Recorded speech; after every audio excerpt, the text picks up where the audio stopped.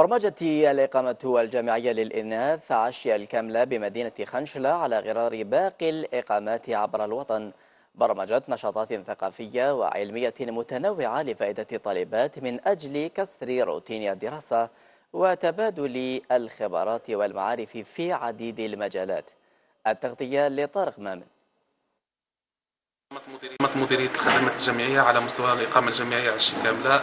بالمناسبة قد تم تقديم عروض مسرحية وكذلك محاضرة تاريخية بهذه المناسبة، كما كانت فرصة سانحة للالتقاء بطلبتنا الأعزاء من تنظيمات طلابية وكذلك طالبات الإقامة.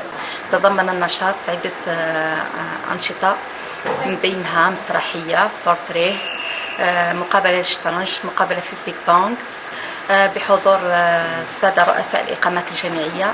شاركت في تنس الطاولة وشاركت في لعبة الشطرنج، كان نشاط جد ممتع وحيوي.